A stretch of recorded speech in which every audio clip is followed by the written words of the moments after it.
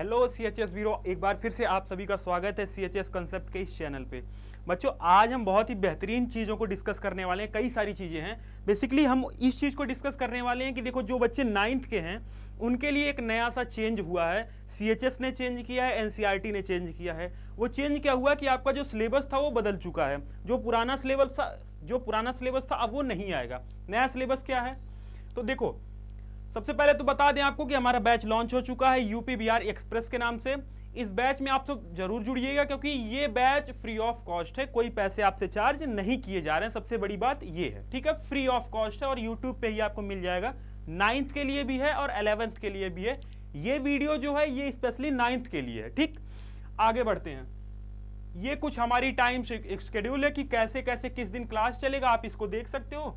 तो इसके बारे में हम फिर से बात करेंगे, लेकिन बहरहाल जो आज की वीडियो जिस बारे में है हम उस पर सबसे पहले डिस्कस करते हैं। देखो, NCERT ने क्या किया है, एक अभी नोटिफिकेशन उन्होंने रिलीज किया था। अभी नहीं, काफी पहले रिलीज किया था, पर इसका रेलिवेंस अभी जो है पता चल रहा है। इसमें इन्होंने बताया था कि ये क्लास 6 से लेके 8th तक की जो NCERT थी उसको इन्होंने चेंज कर दिया, यानी रिफ्रेश कर दिया है। और इसको बहुत ही बेहतरीन तरीके से इन्होंने इस बार समराइज किया। आप जब देखोगे, अभी हम आगे डिस्कस भी करेंगे इंडेक्स को, तो आपको खुद फील होगा कि यार वाकई में ये जो NCERT नई वाली बनाई गई है, ये सिर्फ इस पर्पज से नहीं बनाई गई है कि आप एक चीज को पढ़ लो और फिर उसके बाद जाके एग्जाम में लिख दो। ऐसा नहीं है। एक्चुअली में आपके माइंड को ट्रेन करेगा, उस आपके माइंड को विकसित करेगा। राइट, तो आगे बढ़ते हैं। अब देखो, इसी आर्टिकल में एक चीज और पता चली। जैसे अब आपके मन में एक क्वेश्चन ये आ रहा होगा कि क्या इस साल, यानी जो बच्चे 2026 में एग्जाम देंगे क्लास 9th का, तो क्या इनके लिए जो 8th का सिलेबस चेंज हुआ है ये चेंज वाला सिलेबस आएगा, या फिर पिछले साल की NCERT का सिलेबस आएगा, जैसा आपने पिछले साल तक पढ़ा था क्लास 7th तक की बुक। राइट, तो देखो, इसीलिए मैं इस आर्टिकल को लाया हूं। और इस आर्टिकल में आप साफ तौर पे देख सकते हो, वैसे ये आर्टिकल काफी बड़ी थी, ठीक है, टाइम्स ऑफ इंडिया की आर्टिकल है ये। और इस आर्टिकल में आप देख सकते हो कि ये जो बुक चेंज हुआ है इसको अप्लाई ही किया गया है, ये क्लास 6th। और इसमें आप आगे जाओगे तो ये देखिए, एकेडमिक सेशन 2025-26 से ही इस चीज को लागू कर दिया गया है। अब जब एकेडमिक सेशन 2025-26 से लागू कर दिया गया है और ये बात NCERT ही बोल रही है, तो जाहिर सी बात है कि जो CHS का एग्जाम होगा, अगर वो NCERT पैटर्न से होता है, अगर क्या, इसमें तो कोई शक की बात नहीं। आप PYQ उठा के देख लो, सारा बेस जो है वो NCERT होता है। थोड़े क्वेश्चन के लेवल अच्छे होते हैं, जिसको हम कराएंगे already.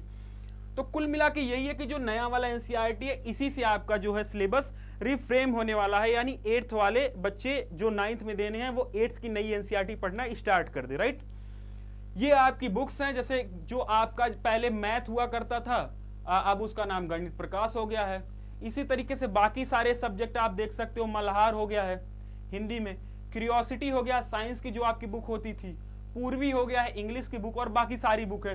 Exploring society India and beyond, ये आपकी सोशल साइंस की बुक नई वाली हो गई है। राइट, तो ये सारी चेंजेस आपको देखने को मिली हैं। अब मेनली हम जो बात करने वाले हैं कि मैथ्स में क्या चेंज आया है और जो नया सिलेबस आपके लिए डिजाइन किया गया है NCERT द्वारा, वो कितना बेहतरीन है और कितना टफ है। राइट, तो देखो, जो बुक का नाम है वो गणित प्रकाश है, 8th की बुक है, बिल्कुल जाहिर सी बात है। और इसमें सिर्फ 7 चैप्टर दिए गए हैं, सिर्फ और सिर्फ 7 चैप्टर। तो अच्छी बात है कि जो आपके इससे पहले 8th में आपको बहुत सारे चैप्टर्स पढ़ने पड़ते थे, अब सिर्फ आपको 7 चैप्टर पढ़ने हैं। पर दिक्कत इसमें एक बात और है कि ये जो 7 चैप्टर पढ़ने हैं, अब इनमें क्वेश्चंस नॉर्मली उस टाइप के नहीं आएंगे कि जो क्वेश्चन आप लगाते थे।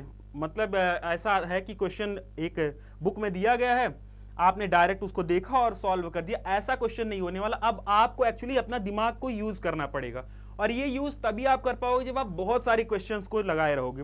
बहुत सारी क्वेश्चन को लगाने के बाद क्या होता है कि आप किसी भी क्वेश्चन को दिया जाए, उस लेवल का 8th लेवल का कोई भी क्वेश्चन दिया जाएगा, आप वहां तक सोच पाओगे। लिमिटेड क्वेश्चन लगा रहोगे तो वहीं पे दिक्कत आती है। और इसमें 7 चैप्टर ये दिए गए हैं, पर इसमें हर एक चैप्टर अपने आप में बहुत बड़ी इकाई है।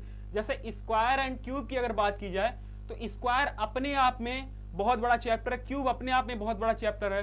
पावर एंड प्ले अगर इसकी बात की जाए, पावर प्ले चैप्टर की, तो इसमें पूरा थिंकिंग बेस्ड ये चैप्टर है, सब कुछ सोच पे आधारित है आपके। स्टोरी ऑफ नंबर्स में अगर आप बात करो तो इसमें नेचुरल नंबर से लेके और कॉम्प्लेक्स नंबर तक की बातें की जाएंगी, थोड़ा मोड़ा कॉम्प्लेक्स नंबर तक की बातें की जाएंगी। क्वाड्रिलेटरल्स की बात की जाए तो यही एकमात्र ऐसा चैप्टर है जो कहीं ना कहीं आपकी ये ज्योमेट्री को कवर कर रहा है। तो क्वाड्रिलेटरल्स में आपका सब कुछ आ जाएगा, स्क्वायर आ जाएगा, रेक्टेंगल आ जाएगा, ठीक है, ये सारी चीजें आ जाएंगी। फिर नंबर एंड प्ले में ऐसे ही आ जाएगा, जैसे यहां पावर एंड प्ले में था, नंबर एंड प्ले में भी कुछ ऐसी चीजें आएंगी, सीरीज टाइप की चीजें आ जाएंगी। और ये 6th वाला जो चैप्टर है, we distribute yet things multiply, इसमें भी थोड़ी उसी टाइप की चीजें आएंगी जो आपकी क्यूरियोसिटी पे बेस्ड होंगी, आपकी थिंकिंग पे बेस्ड होंगी चीजें।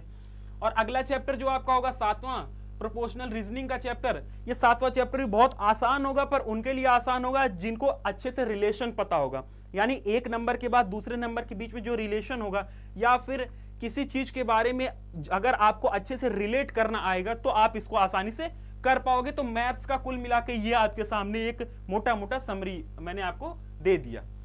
अब क्यूरियोसिटी की बात की जाए, यानी ये आपकी साइंस की टेक्स्ट बुक है, जो पहले साइंस अलग नाम से थी, अब क्यूरियोसिटी के नाम से आ गई है। इसके कुल मिला के 13 चैप्टर हैं और सारे चैप्टर बड़े मजेदार हैं। पहले चैप्टर की बात करें तो आप देख सकते हो वर्ल्ड ऑफ साइंस के बारे में बताया जाएगा, दूसरा भी कुछ इसी तरीके से लिविंग वर्ल्ड के बारे में बताया जाएगा, तीसरा हेल्थ के बारे में बताया जाएगा, चौथा इलेक्ट्रिसिटी के बारे में बताया जाएगा, फोर्स के बारे में। अब देखो आप, इलेक्ट्रिसिटी पहले कहां आता था, ये 10th में आता था, अभी इन्होंने इंट्रोड्यूस कर दिया 8th में ही, 8th में रहता था। पर ये वाली इलेक्ट्रिसिटी में जब आप अंदर जाके इसको देखोगे एक्चुअली में, तो आपको फील होगा कि हाँ, इसमें सिलेबस में सिर्फ ऐसा नहीं है कि कहने का मतलब ये है कि जैसे बहुत सारे लोग आजकल यही बोल रहे हैं ना कि सिलेबस रिड्यूस किया जा रहा है, पर ऐसा नहीं है, इसमें एक्चुअली में चीजें उतनी बेहतरीन हैं भी। फोर्स के बारे में बढ़िया आपको जानकारी मिलेगी, प्रेशर, विंड, स्टॉर्म, साइक्लोन, और बाकी ये सारी चीजें आप पढ़ सकते हो वीडियो को पॉज करके, right. Exploring society India and beyond, ये आपकी सोशल साइंस की बुक होने वाली है, ये सोशल साइंस की बुक होने वाली है। इनमें टोटल 7 चैप्टर हैं, चैप्टर्स के नाम आपके सामने हैं। तो यही था आज की वीडियो में कि फिलहाल आपको किसी प्रकार का आपके मन में शंका नहीं होना चाहिए कि हमको पुरानी एनसीईआरटी पढ़नी है, आपको नई एनसीईआरटी ही फॉलो करनी है।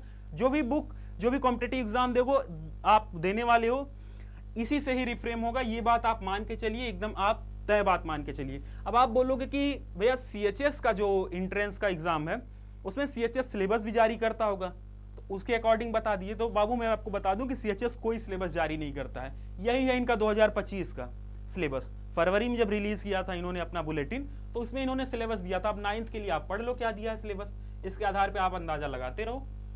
Question paper will be up to class 8th standard और 100 MCQs होंगे इसमें, और सब्जेक्ट इन्होंने बता दिया, English, Hindi, math, social science और साइंस, बस बात खत्म। तो इतने से आप क्या अंदाजा लगाओगे, तो मेन अंदाजा लगता है PYQ यानी प्रीवियस ईयर क्वेश्चन से। तो प्रीवियस ईयर क्वेश्चन से यही पता चला कि आपकी जो फाउंडेशन है वो एनसीईआरटी से बनती है, और इसके बाद आपको कुछ बेसिक और कुछ एडवांस क्वेश्चन करने पड़ते हैं। बेसिक क्वेश्चन का मतलब वो हुआ कि ऐसे क्वेश्चंस जो जनरली एनसीईआरटी में भी मिल जाते हैं, या फिर ऐसे क्वेश्चंस जो आप कई बार कोई प्रैक्टिस बुक लेते हो, फॉर एग्जांपल एमसीक्यू की कोई बुक लेते हो, वो सारे क्वेश्चन बेसिक्स में आ जाएंगे। एडवांस क्वेश्चन क्या होता है, एडवांस क्वेश्चन वैसे क्वेश्चन होते हैं जो क्वेश्चन थोड़े से हाई लेवल होते हैं, यानी जो क्वेश्चन मैं बोलूं आपको तो 9th के लेवल को टच करते हैं, 9th के लेवल का नहीं होता बट टच करते हैं 9th के लेवल को, वो एडवांस क्वेश्चन में आ जाते हैं। तो इन दोनों का मिक्सचर होता है, जिसमें बेसिक क्वेश्चन का वेटेज कोई 60% के आसपास होता है, 40% के आसपास एडवांस क्वेश्चन का होता है, जो कि हम आगे जब आपकी क्लासेस होंगी एज पर शेड्यूल तो हम डिस्कस करेंगे उसमें जो भी चीजें हैं। तो बस इतना ही था आज के वीडियो के लिए, बाकी थैंक यू।